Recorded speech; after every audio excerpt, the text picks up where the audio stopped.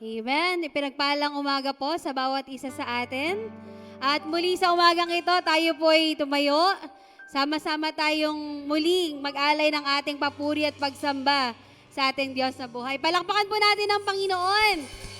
Hallelujah.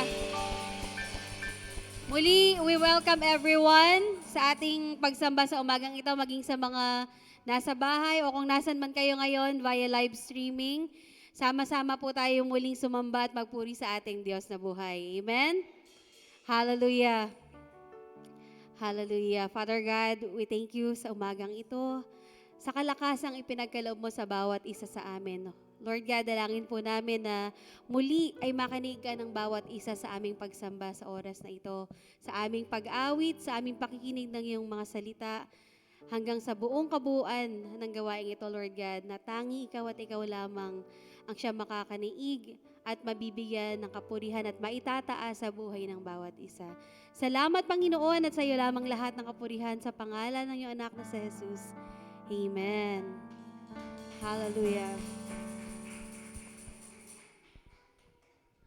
Pangako mo sa'kin, hindi ako iiwan. Sa bawat sandali ay laging sasamahan.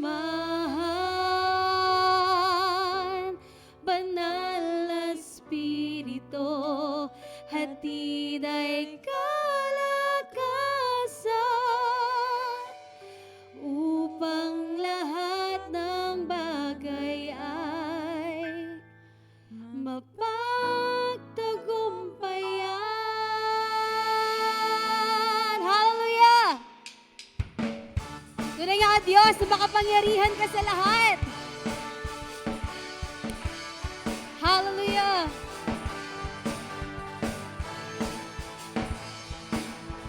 Diyos na makapangyarihan, Haring kataas-taasan, sa aking puso ay nananahan. Pagpapala mo't pagsama ay laging nararanasan, kailan may hindi mag-isa. Pangako mo, Diyos, pangako mo sa'kin, hindi ako iiwan. Sa bawat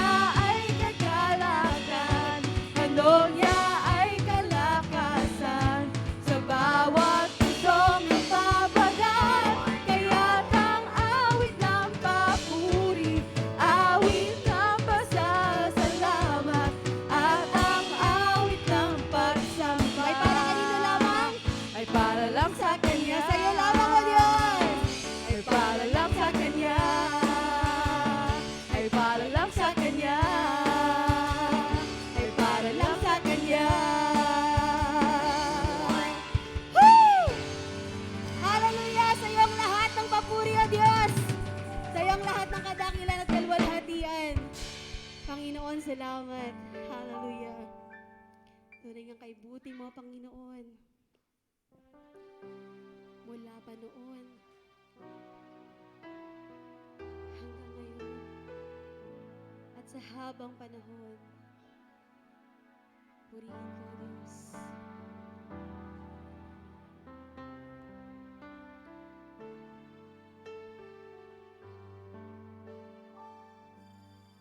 Aming Diyos, kay buti mo, mula pa noon hanggang ngayon, at sa habang panahon, sa bawat salinlahi katapatan mo ay naroon. Aming Diyos, wala na ngang ibang Panginoon. O aming Diyos, kay buti mo, mula pa noon hanggang ngayon, at sa habang panahon, sa bawat salinlahi katapatan mo ay naroon. Aming Diyos, wala na ngang ibang Panginoon. Salamat sa pag-ibig mo, Diyos. Ang pag-ibig mo ay tunay at walang kapangyarihan mo'y walang katulad. Kapangyarihan mo'y walang katulad. Purihin ka, O Diyos. Pupurihin ka ng lahat ng may buhay. Ang pag-ibig mo ay tunay at walang bantay. Kapangyarihan mo'y walang katulad. Pupurihin ka ng lahat ng may buhay. Aming Diyos, kay buti mo, mula pa noon hanggang ngayon, at sa habang panahon, sa bawat salinlahi katapatan mo ay naroon. Aming Diyos, wala na ngang ibang Panginoon. Ang pag-ibig mo ay tunay at walang kapantay. Kapangyarihan mo ay walang katulad. Pupurihin ka ng lahat ng may buhay. Ang pag-ibig mo ay tunay at walang kapantay. Kapangyarihan mo ay walang katulad. Pupurihin ka ng lahat ng may buhay. Hallelujah! Ang pag-ibig mo ay tunay at walang kapantay. Kapangyarihan mo ay walang katulad. Pupurihin ka ng lahat ng may buhay. Aming Diyos, kay buti mo, mula pa noon hanggang ngayon, at sa habang panahon, sa bawat salinlahi katapatan mo ay naroon. Aming Diyos, wala na ngang iba Panginoon.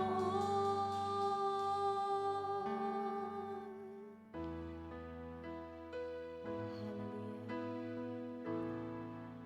Ikaw nga, O Diyos, ang dakila sa lahat. Ikaw ang haring nagmahal ng tulad ko, O Diyos. O Diyos,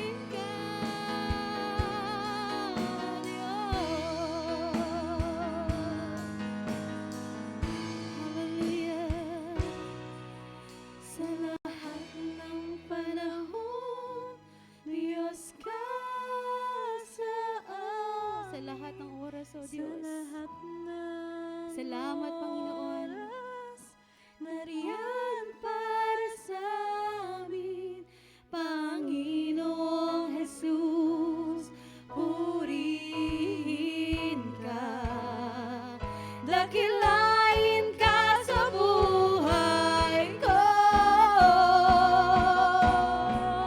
Di nagbabago, Diyos ka sa amin, tanging sandigan, nariyan para sa amin, Panginoong Jesus, maghari ka, magliwanag ka sa buhay ko.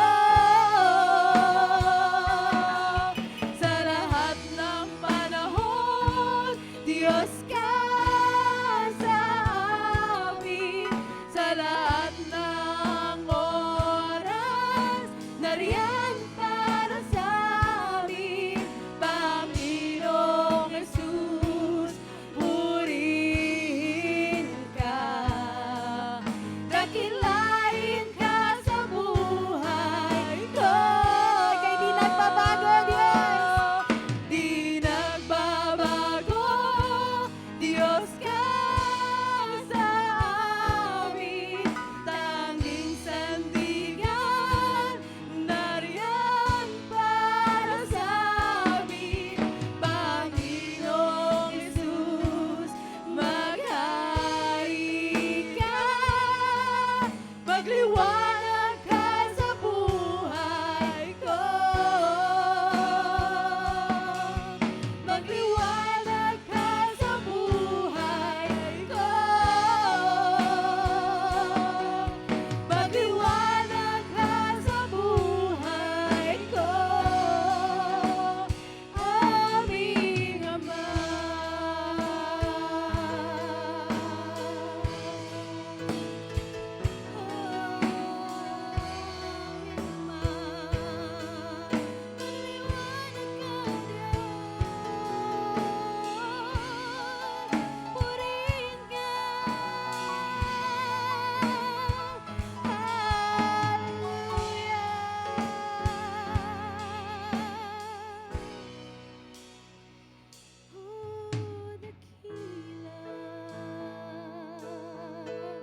Dakila,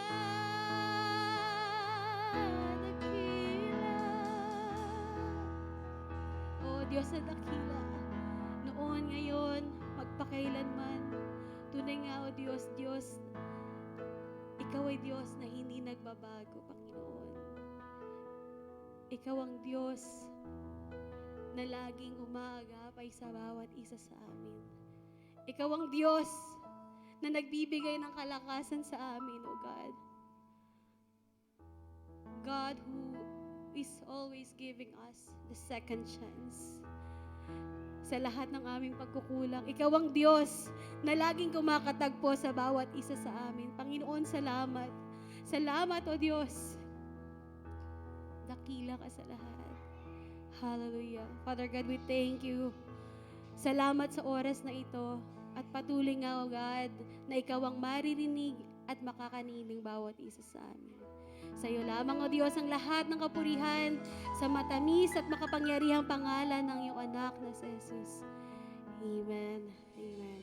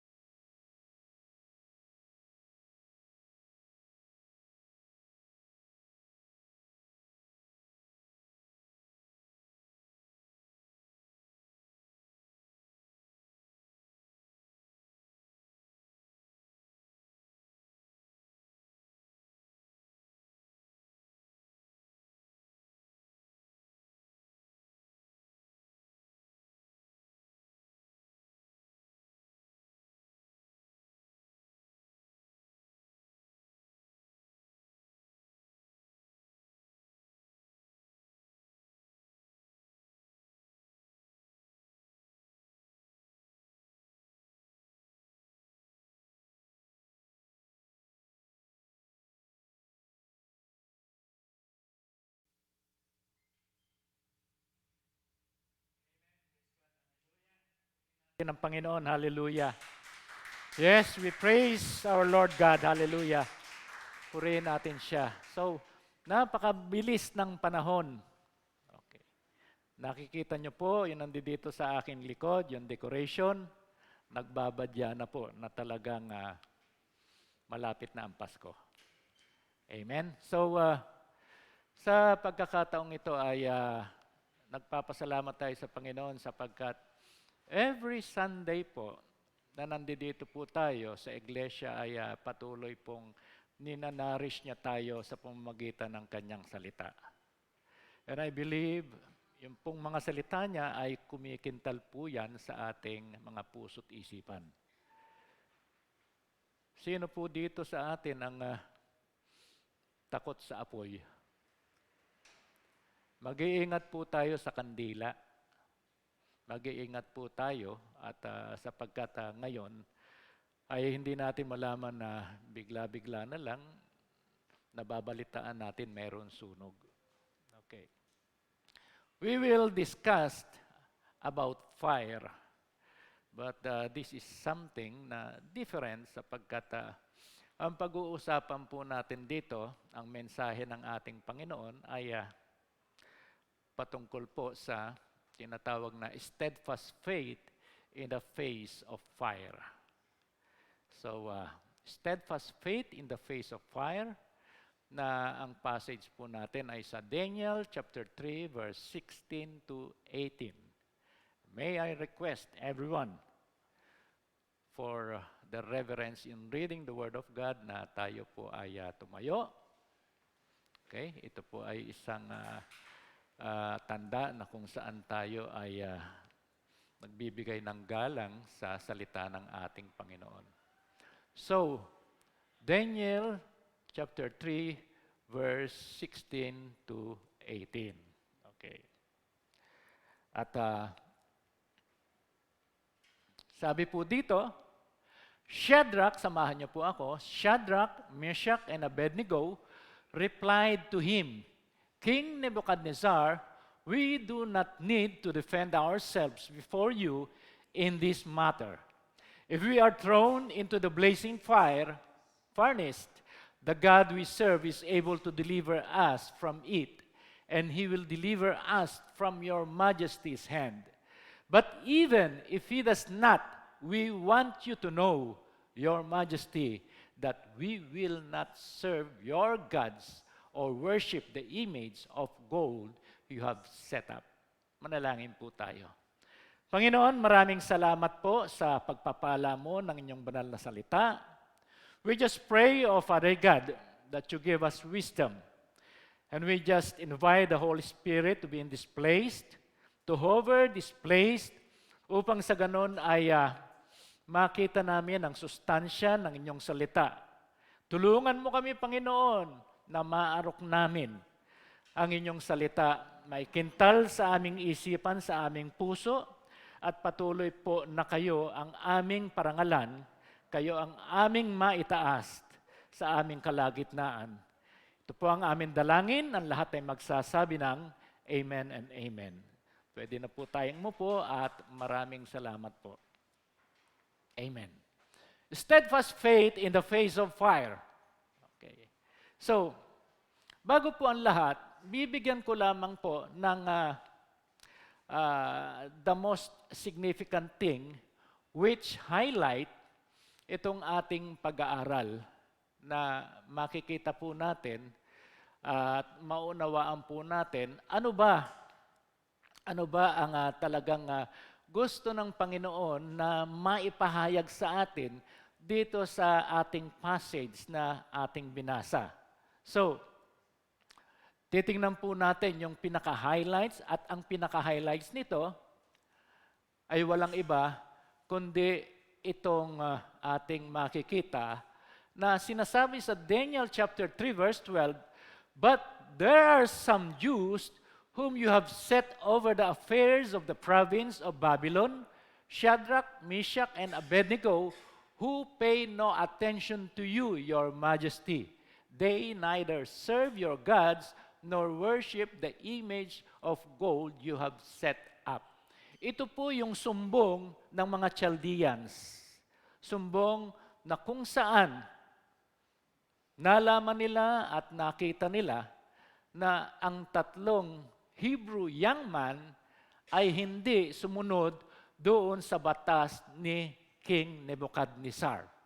Lahat ng mga tao, pagpitada, pagtunog ng lyre, pagtunog ng kalembang, ang lahat ay kinakailangan yumuko, magpatira pa, ngunit natira ang tatlong ito na nananatiling nakatayo at hindi nagpatira pa.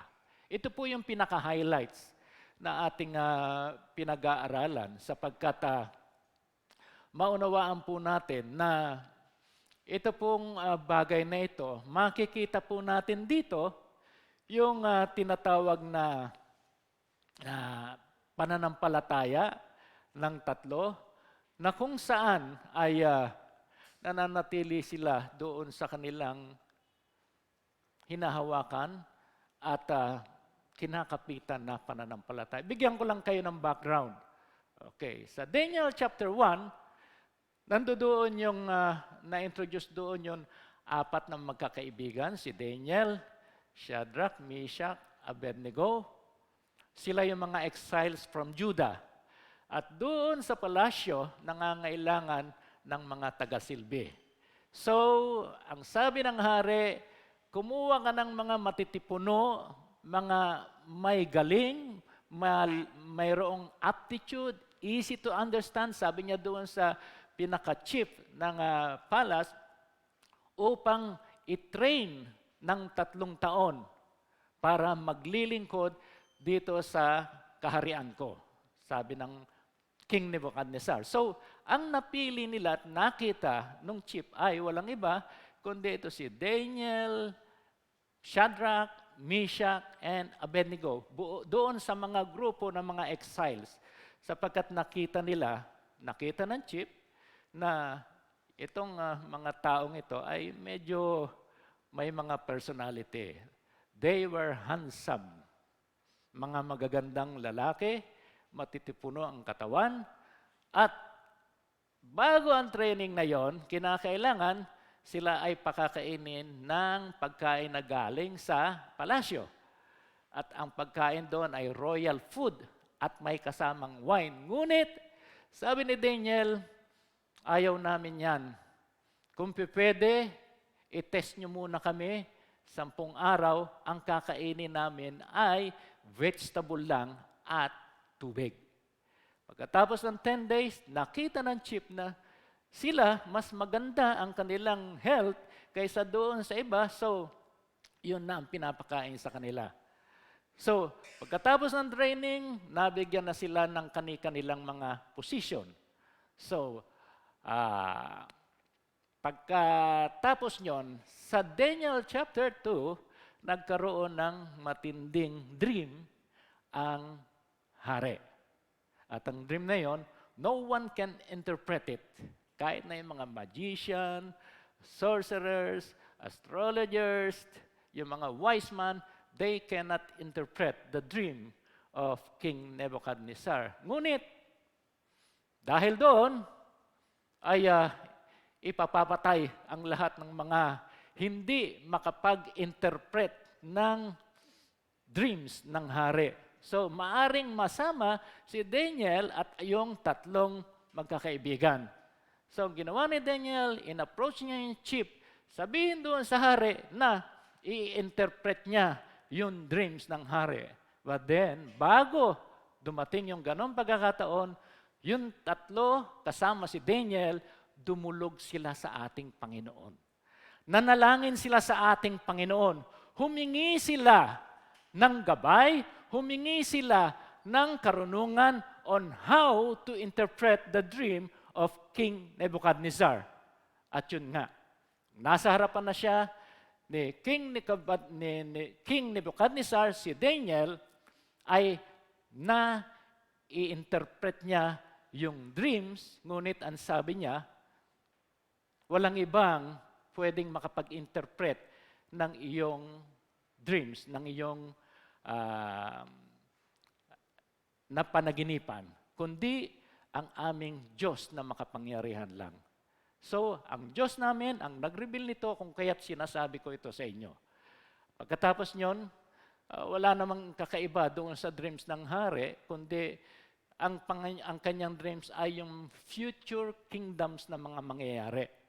So, because of that, nabigyan ng magandang mga position, si Daniel, nandoon siya sa court, at yung tatlong magkaibigan, Meshach, Shadrach, and Abednego, ay nasa province ng Babylon as administrator. And now, we are here, dito sa passage natin, na kung saan ang King Nebuchadnezzar, dahil ang kanyang panaginip ay isang estatwa na malaki, so nagpagawa siya ngayon ng estatwa, golden statue, na kung saan ang nais niya, ang lahat ng mga tao doon sa kanyang sa Babylon ay kinakailangan, pag narinig yung sound, yung alarm, yung tugtog, lahat kinakailangan ay yuyuko at magpatira pa. Ngunit, ito ang report ng mga Chaldeans doon sa hari. Itong ating binasa dito sa Daniel chapter 3 verse 12. So here we are. Kung papaano ng tatlo haharapin ang hari dahil sila ay pinatawag. Si Daniel dito sa eksena na ito ay wala. Hindi sinasabi kung nasaan si Daniel. So, what are the pointers of how they show steadfast faithfulness doon sa kanilang stand, doon sa kanilang action, doon sa kanilang ginawa? First, one's faithfulness cannot be intimidated or threatened. Sabi doon sa verse 16, sabi doon,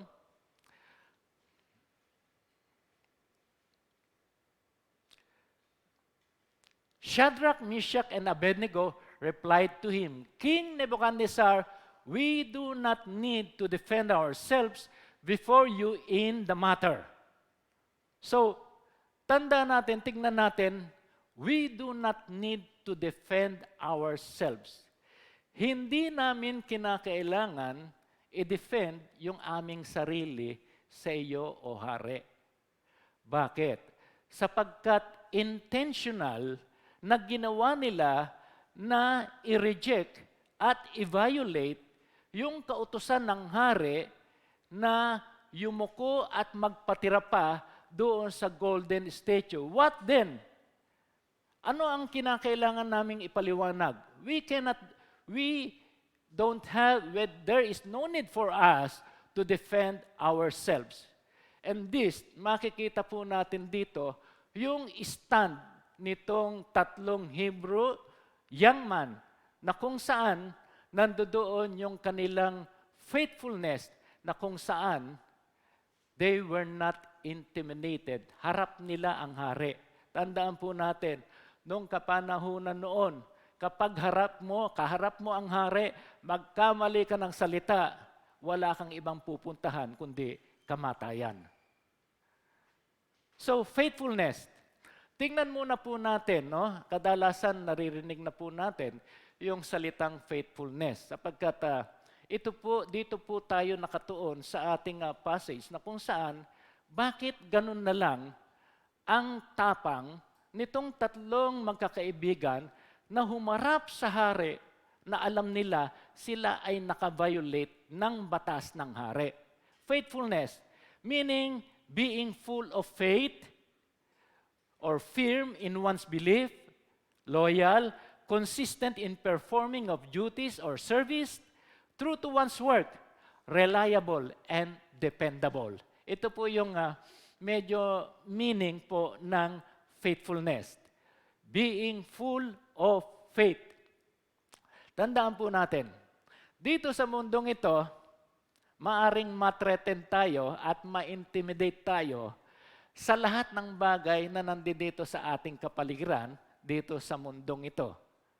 Ngunit, si Shadrach, Meshach, at Abednego, hindi po sila bumigay doon sa pressures ng hari, na kung saan the king was trying to scare them. Pero ang totoo nyon, totoo naman yung sinasabi ng hari, na ang sino man hindi yumuko at magpatira pa doon sa golden statue, sila ay itatapon doon sa blazing furnace. At yon ay totoo. So, ang ating pong Panginoon, Heso Kristo, ay totoo po ang kanyang mga sinasabing mga salita. Dito sa pagkakataong ito, nakita po natin na yung tatlong magkakaibigan ay firm doon sa kanilang sinabi, we do not need to defend ourselves. And they were true to that things. Alam nila, sila ay nagsasabi ng katotohanan. Sakal na anuman ang magiging decision na kanilang ine-expect, totoo man ito o hindi, sila ay firm doon sa kanilang sinasabi, doon sa hari, na there is no need for them to defend. Ang ating Panginoong Jesucristo ganun din during His time. Pag sinabi ng ating Panginoong Jesucristo, oh you have a little faith, ibig sabihin, totoong little faith na meron ka. Ngunit pag sinabi niya, you who have a great faith, nandoon yung pananampalataya na nakita ng ating Panginoong Jesucristo. Tulad nung centurion, okay, na lumapit sa kanya na sinasabing, Panginoon, just say a word. At alam ko na ang aking servant na nagsasuffer doon nagsasuffer because she was paralyzed, alam ko ito ay gagaling. You do not deserve to come into my house, just say a word. Nung nagsalita ang ating Panginoon, umuwi ang centurion, yung kanyang servant ay magaling na. So, ito po yung katotohanan na kung saan, if we have a faith, kung tayo po ay mayroong pananampalatayang sa ating Panginoon Diyos, hindi po natin kinakailangan mag-argue doon sa mga wicked people. If we have faith, it is not for us na tayo ay makipag-debate, makipag-argumento doon sa mga wicked na tao, sapagkat alam po natin kung ano ang magiging kahinatnan ng ating pakikipagdebate o pakikipag-argue sa kanila. But then, one thing for sure, we know our stand. The three Hebrew young men know their stand in front of King Nebuchadnezzar because they have in their heart yung faithfulness na nanatili sa kanila sa ating Panginoon Diyos. So, in some other things, may mga tao na minsan ay very particular na i-defend yung kanilang sarili. It's not, hindi po masama kung i-defend natin ang ating sarili against false witnesses against us. But then sometimes, kung halimbawa, tayo ay nagde-defend ng ating sarili dahil alam natin na tayo ay nagkamali, minsan, nag-defend tayo ng ating sarili, ang ginagawa natin, nadadagdagan natin ito ng kasinungalingan. Tulad halimbawa ni Pedro. Si Pedro, noong ang ating Panginoong Jesucristo ay hinuli ng mga Romanong soldiers, okay, at sila ay nagpulasan na, si Pedro na nakatayo doon sa courtyard, nakita siya ng babae. Sabi niya, ikaw yung isang kasama ni Jesus. Sabi niya, hindi ako yun. Hindi ako yun, sabi niya. Ilan yung nagsabi sa kanya na ikaw ang kasama ni Kristo? So, ang sabi niya, hindi ako yun, baka nagkakamali kayo. I swear, hindi ako yun. So, minsan, may kasama pa tayong sumpa. Pexman, hindi ako yun. Because we want to defend ourselves. Kahit na tayo ay mali, we want to defend ourselves. But then, makikita natin, if we are true in our faith, and we are just, and we do nothing, hindi tayo gumagawa ng masama, pwede tayong makatayo ng simple, pwede tayong makapagsalita ng mahinahon, na sasabihin natin yung side po natin. So, dito, very impressing sapagkat itong magkakaibigan nito, they were not intimidated. Ngayon, si Apostle Paul is not intimidated. Sabi sa Acts 25, verse 7 and 8, when Paul came in, the Jews who had come down from Jerusalem stood around him. They brought many serious charges against him, but they could not prove them. Then Paul made his defense, I have done nothing wrong against the Jewish law or against the temple or against Caesar. So, ito po, very brave, courageously, na tumayo si Apostle Paul sa harap ng mga Pariseo, sa harap ng mga Jewish people na mayroong galit sa kanya. And then he humbly explained himself. Kung kaya't Paul, makikita natin, he was not intimidated. So, maraming mga Bible character na hindi sila nadala ng takot. But then, tulad halimbawa ni David, okay, hindi siya na-intimidate ng takot ng Philistine na si Goliath, okay, si Job, hindi siya na-intimidate doon sa mga sufferings na dumating sa kanya. But then, they stand up for their faith. At ito po ay kanilang tinayuan. Faithfulness, on the other hand, is our response doon sa faith na meron tayo. Faith, because we are being loyal and obedient sa ating Panginoon Diyos. We put our faith in Jesus. Also, we have to be faithful to Him. So, kinakailangan po sa atin, mayroon po tayong uncompromising faith. Something that we attain on our own, but rather, it is a divine strength that comes from our relationship sa ating Panginoon Diyos. With steadfast faith, it is the ability to transform, natatransform sa ating faith, natatransform yung ordinary people na maging extraordinary witness for God. And it is putting their faithfulness sa ating Panginoon Diyos. Alam niyo po, tayo na mga mananampalataya, ay mayroon po tayong pananampalataya. But then, we must put into action yung ating faith by being obedient, by being loyal sa ating Panginoon Diyos. Because we have trust, mayroon tayong tiwala, mayroon tayong belief sa ating Panginoon Diyos. So, we put our trust and our faithfulness sa ating Panginoong Hesukristo. At ito po, embedded na so far ito sa mga mananampalataya.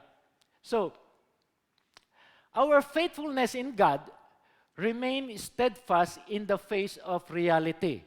Sapagkat doon sa verse 17, if we are thrown into the blazing furnace, the God we serve is able to deliver us from it, and He will deliver us from your majesty's hand. Okay. So, facing the reality of life. Dito sa pagkakataong ito, they face the reality na dahil sila ay nag-violate ng batas ng hari, they face the reality na sila po ay mapaparusahan. At ang parusa na kinahaharap po nila ay maitapon sila doon sa blazing furnace. Tayo po, pag tayo ay napaso, nasasaktan po tayo at medyo hindi po tayo mapakali dahil iba po pag tayo ay napaso o nasunog. Sapagkat dito, makikita natin dito, they are facing the reality na kung saan sila ay isasubject dito sa blazing furnace. Sa ating buhay po, we must be prepared to face the reality of life. Marami po tayong pwedeng kaharapin dito sa buhay natin, dito sa mundong ito. At ito po yung realidad ng buhay na kung minsan nakakaranas po tayo ng sufferings, persecution, kakaranas tayo ng poverty. Minsan wala tayong so far, kung tayo ay pinagpala ng ating Panginoon, I believe na tayo po hindi makakaranas ng tagutom sapagkat ang ating Panginoon Diyos ay talagang nagpo-provide sa atin ng ating mga pangangailangan. Pero ito po yung sinasabi nating reality ng buhay po, na minsan ang mga tao walang makain. Okay, baon sa utang dahil sa mga luho, sa mga bagay na nagiging priority nila na hindi naman dapat yon. Okay. Minsan mga problema natin sa mga anak, okay. Minsan may mga delinquenting anak, okay. Wala nang trabaho, may bisyo pa, lagi pa nakahiga at laging nagpe-Facebook lang. So, Facebook lang ng Facebook. So, yung reality ng buhay natin na kung saan even minsan, doon sa mga sa secular, dahil yung mga mag-asawa hindi magkaintindihan ng kanilang mga asawa, sapagkat minsan yung asawa walang trabaho, okay, lagi lang nandoon sa bahay at hindi man lang tumulong sa mga gawain ng ng tahanan. At ang problema nyon minsan, pinaka-worst, ay sumasa kabilang bahay pa sila. So, there are things in this world that we must face. And these are all challenge po sa buhay po natin. And even in the church, marami po tayong nagiging challenge sa iglesia. There are so many things that we should prepare and resolve, especially sa gawain ng ating Panginoon. And that is all the reality in life, mga kapatid. Okay. So, ngunit sa reality ng buhay na yan, we should stand. We must face it. At natutuwa po ako sapagkat buhay pa po yung salita ng Panginoon Diyos, even in the government. May mga issue regarding gender.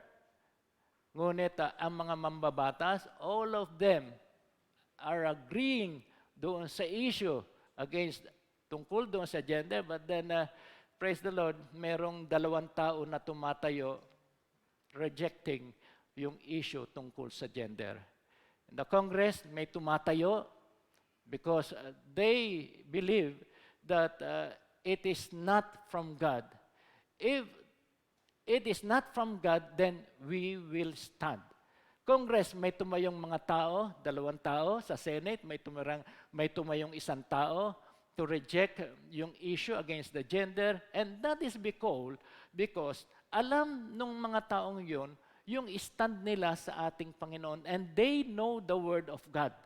Kung alam po natin yung salita ng ating Panginoon Diyos, hindi po kinakailangan na tayo ay manahimik.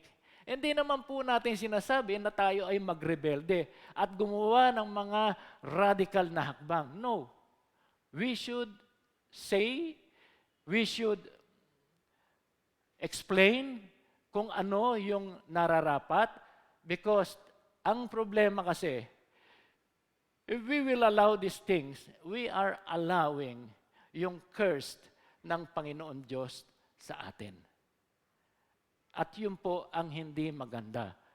It is good that God sees yung mga taong mayroong tunay na pananampalataya sa Kanya that stand firmly doon sa salita Niya. Minsan, it is different kung tayo ay minsan malakas lang ang loob at nagtatapang-tapangan. Kasi ang isang taong malakas lang ang loob o kaya nagtatapang-tapangan, ibig sabihin yon, mayroon siyang doubt sa kanyang sarili. As compared doon sa isang tao na fixed, solid, ang kanyang puso to face all those things. Minsan na pinalalakas lang natin ang ating sarili. But then iba po, kung halimbawa fix ang ating puso dahil meron tayong steadfast faithfulness sa ating Panginoon Diyos. Example, yung mga missionaries, there are risks doon sa kanilang pagpunta sa mga lugar. Mayroon pong risk. But how then sila na mga missionary ay mayroon tapang pumunta doon sa lugar para mag-witness sa ating Panginoong Hesukristo? Why? Because they know God at alam nila na ang kanilang sarili ay talagang mayroon silang tiwala na ang ating Panginoon Diyos ay hindi sila pababayaan. And that is all. Halimbawa, tayo po, nag-a-apply ka ng trabaho. Confident ka ba doon sa ina-applyan mong trabaho? Kung halimbawa, confident ka sapagkat ikaw ay mayroong asset na kakaiba doon sa ibang aplikante, then mayroon kang confidence because you believe that you are qualified. Pero kung wala kang confidence sa sarili mo because nagtatapang-tapangan ka lang, okay, maaring pagharap mo pa lang doon sa mag-i-interview sa iyo, ikaw ay bumagsak na. So, ang kinakailangan natin dito, we must face everything what comes in our life. Kinakailangan po harapin po natin ito, knowing and believing that we have a steadfast faithfulness sa ating Panginoon. So, ano pa ang isang bagay na dapat nating makita? Dapat nating makita,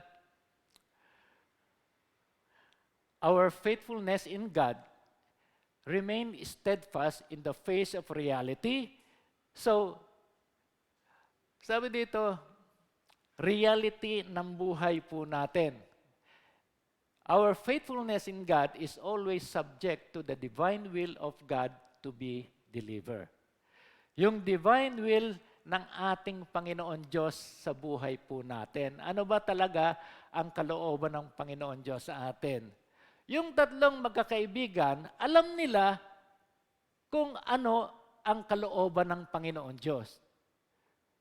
Did they know the will of God? They know it very well. Sapagkat alam nila na sa kanilang courage, sa kanilang faithfulness sa ating Panginoon, alam nila na sila ay talagang itatapon doon sa blazing fire. But the God we serve is able to deliver us. Ito yung magandang bagay na kanilang binitawan doon kay King Nebuchadnezzar. But sinasabing able. God we serve is able. Sapagkat alam nila na ang ating Panginoon Diyos ay mayroong kapangyarihan. They know that our Lord God has authority. At kaya ng ating Panginoon Diyos na ma-deliver sila doon sa blazing fire na yon, na sila ay hindi ma-subject doon. Kung kaya't nung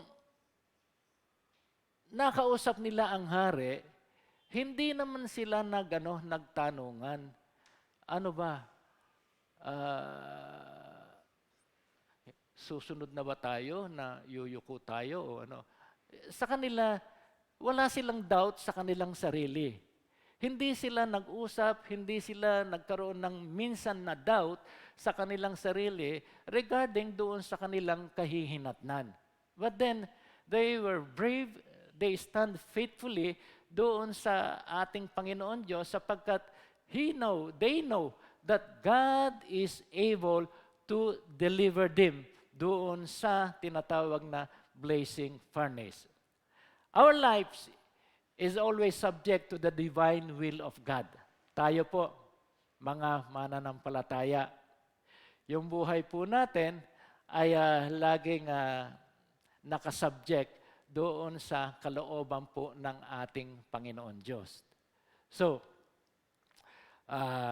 kung ano man po ang kahihinatnan ng bawat bagay sa buhay po natin, ito po ang kalooban ng ating Panginoon Diyos.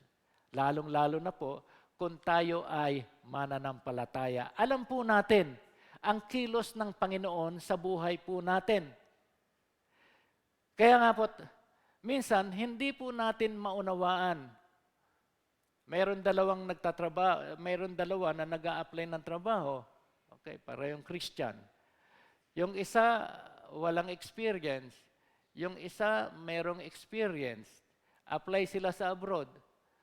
Tapos ang nangyari, yung walang experience, yung pa ang nakaalis. At yung may experience, hindi nakaalis. Okay.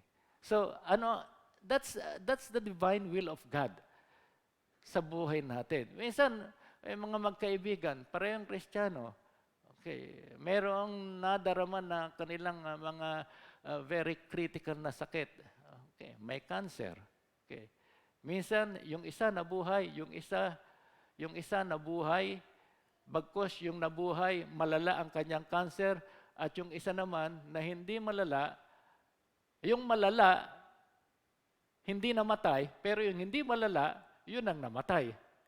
So, maraming bagay sa buhay natin na kung saan hindi natin maunawaan. Ngunit kung tayo ay mananampalataya, alam natin kung ano ang kalooban ng Panginoon Diyos sa buhay natin. Tulad halimbawa, doon sa John chapter 9.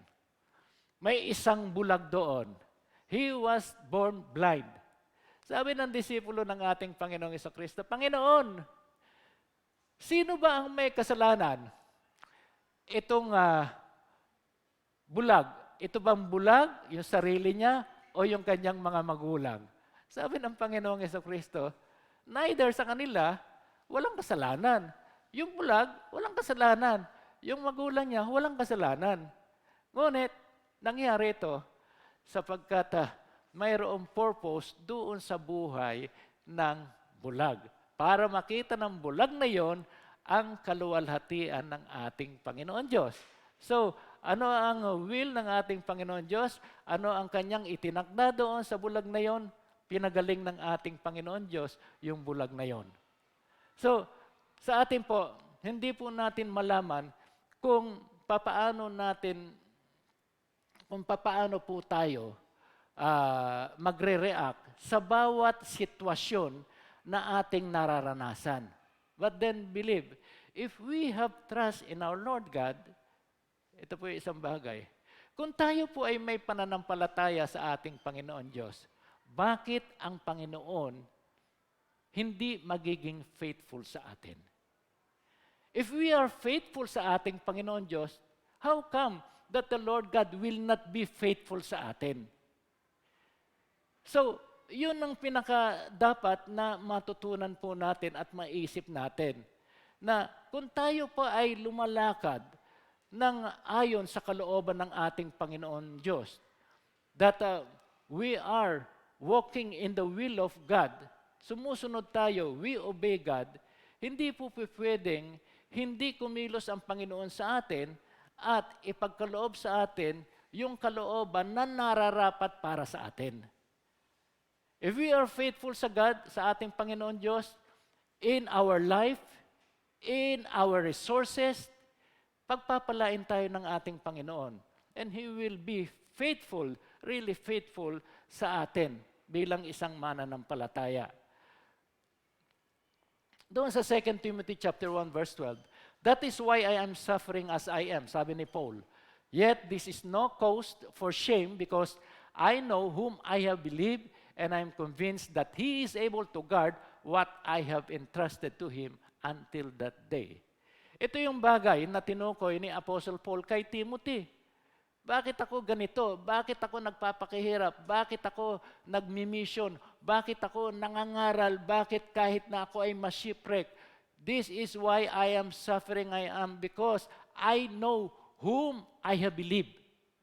Kilala natin kung sino ang ating pinaniniwalaan. Kilala natin kung sino ang ating pinananampalatayaan. Ngunit doon po tayo tatayo sapagkat ito po yung isang bagay na makikita natin yung ating sarili on how we really have faith in the Lord God.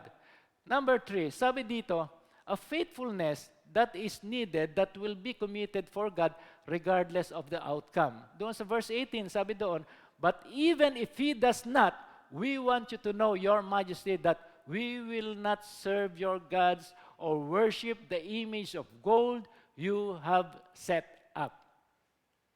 Tingnan natin, even if He does not. Kahit na hindi kami ma-deliver, hindi pa rin kami yuyuko doon sa golden statue na itinayo mo. Sapagkat dito natin makikita na committed sila sa ating Panginoon Diyos. Kasi minsan ang tao po ay maraming gusto po sa ating Panginoon Diyos. Lord, I will follow you if. Lord, I will obey you if. May mga if tayo sa buhay po natin. Hindi po natin sinasabi, Lord, I will follow regardless. I will obey regardless na anuman ang mangyari sa akin. Meron tayong kondisyon na ibinibigay sa ating Panginoon. But you know, itong bagay na ito, no, na tinatayuan ng tatlong magkakaibigan, alam nila na sila ay madi-deliver doon sa blazing furnace. But we know very well na itong tatlong magkakaibigan na ito ay naisubject at naitapon doon sa blazing furnace. Ngunit totoo yung kanilang pananampalataya. They were really delivered by God. At doon makikita yung fourth man na walang iba kundi ang ating Panginoong Hesukristo. So, sabi dito, a faithfulness that is really needed for us, no, para tunay na makita natin kung papaano tayo magre-react dito sa buhay natin, dito sa mundong ito. At kung titingnan po natin, there is nothing to compare doon sa full and complete commitment na ginawa ng ating Panginoong Hesukristo doon sa krus ng Kalbaryo para sa kasalanan ng sanlibutan. Doon po makikita natin yung full and complete commitment ng ating Panginoong Hesukristo. Dito sa pangyayaring ito, kila Shadrach, Meshach, and Abednego, they were really committed sa ating Panginoon Diyos. Sila man ay masubject sa blazing fire or not, but they will stand firm that they will not worship the idols. Sapagkat yun po, noon sila ay bata pa, alam na po nila yon dahil ito yung batas ni Moses sa kanila.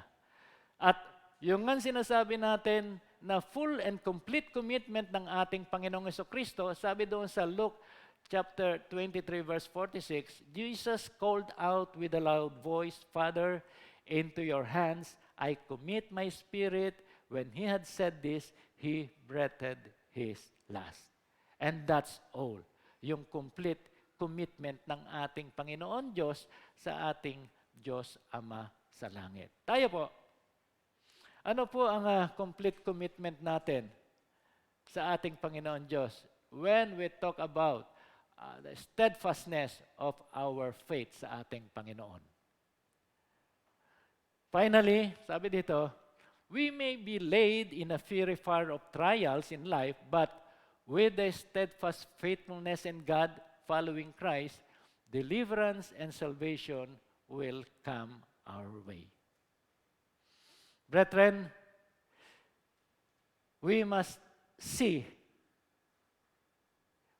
not see on how the people sees us, but we must see how God sees us.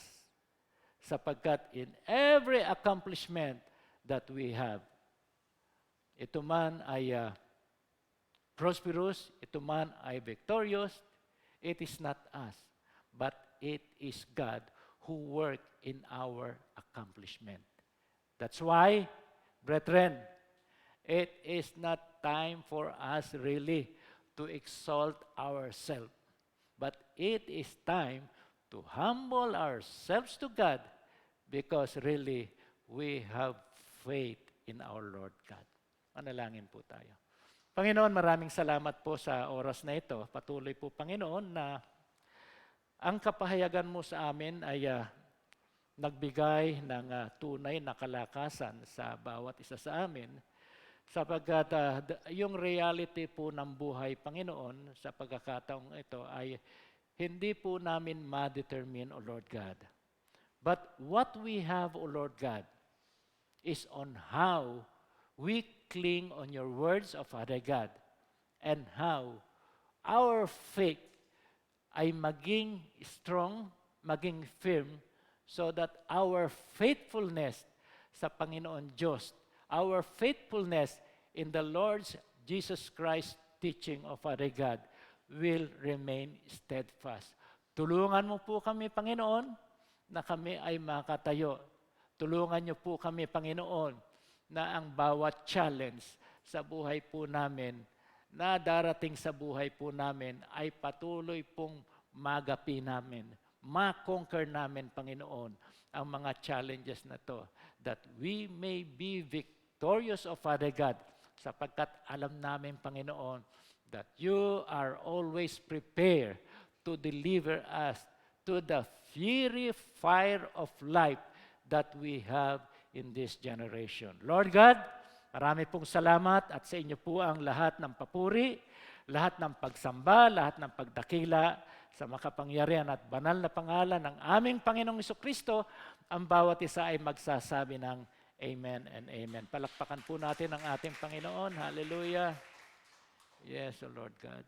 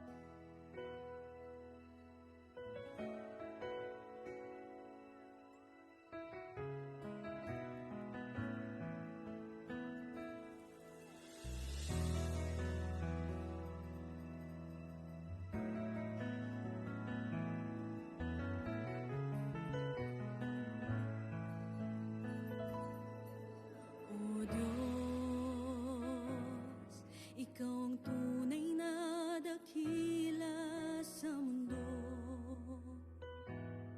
Ikaw ang haring nagmahal ng tulad ko. Ginawa mong lahat, pag-ibig mo ay tapat.